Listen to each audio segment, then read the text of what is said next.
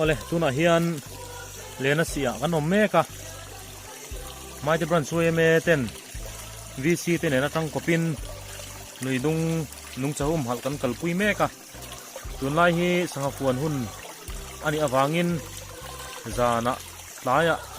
eng chuan wei me te duty in VC te ne kan kal thina tuna hian November ninga ania lena sia kan om meka kan sayang khan hei sangapuan kan duran kai chho meka lian lom khop maya laya hian enga mazat mu turan oma khai ya pat pui ve an dum khup mai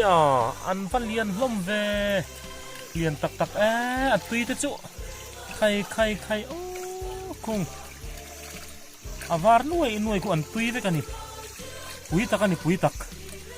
an lian loma a thau pon thau lom le mai khai a tuin a saha te po a lia jok the lom le a pui le mai lama hian kan chho zel don a lui nar lama khai pui tak ani pui tak khai rau pui khop mai tiang a sanga tam hi mu tur an wang khop mai khai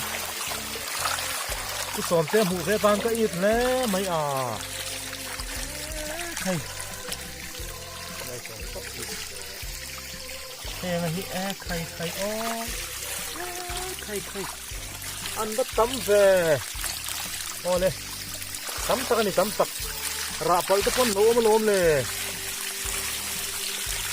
tu yan kitar sung mai he kan lui dung nung sa thum hal abik takin sanga tunai puan lai ni wangin kan kal na khop maya he tiang hi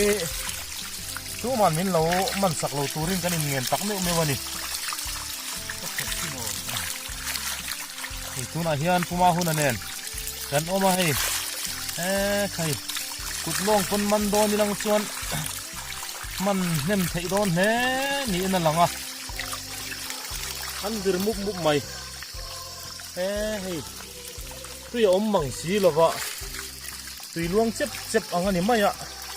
sanga hin khat chho tun mai ni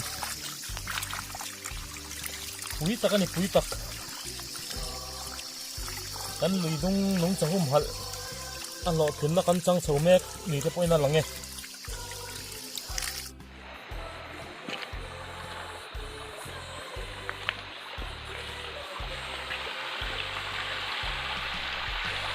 tắm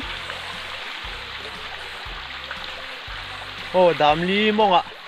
anh lâu bạc thả hay anh tầm phía này